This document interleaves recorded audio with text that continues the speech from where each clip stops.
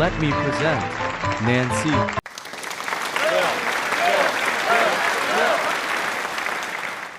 So, let me tell you this hilarious story from way back when cell phones weren't as common as they are now, and they were considered a rare luxury item. Here's the deal. There was this Indonesian lady who tied the knot with a Hungarian guy. She insisted they settle down in Indonesia, and he agreed. Fast forward, their marriage hit the 1-year mark, and suddenly, the Hungarian husband got homesick for his mom's cooking back in Hungary. He turned to his wife and said, "Honey, I want to go back to Hungary for a bit and introduce my family to some Indonesian cuisine. Would you come with me?" His wife was over the moon with excitement. I mean, when else could she get a free trip abroad, right? Long story short, they arrived in Hungary, safely. And time flew by. They didn't even notice, but they've already been there for a week. One day, the husband really craved his wife's Indonesian chicken satay and decided to bring some Indonesian flavors to his family. He sent his wife to the market to buy some chicken. Now, here's the kicker. The wife stood there at the Hungarian market, staring at the poultry section, and she was puzzled. What's the Hungarian word for chicken, anyway? Can anyone guess? It's not like they had Google Translate back then. But this Indonesian lady was clever. She stood in front of the vendor, flapped her arms, and made clucking sounds like a chicken.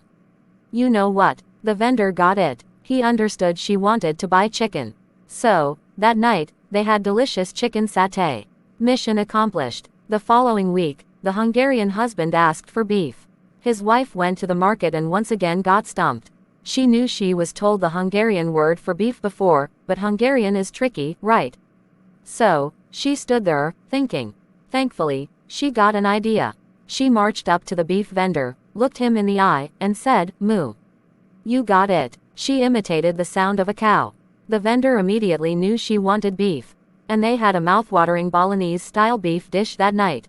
Now, in the last week before returning to Indonesia, the husband had one more request: sausages. The wife thought for a moment and smiled. No hesitation this time. She grabbed her husband's hand and rushed him to the market. Now, here's the big question. What do you think the wife did to communicate with the sausage vendor in Hungary? Here's a hint. Hungary is known for being a very open-minded country where anything goes.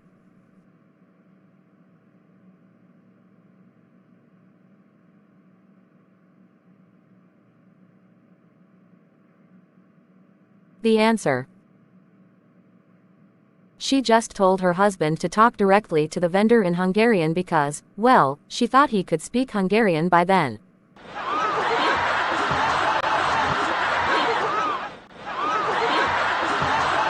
Now, here's the twist.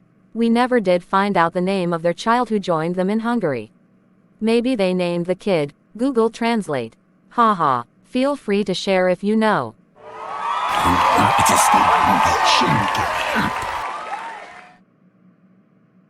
I'm Nancy. See you soon.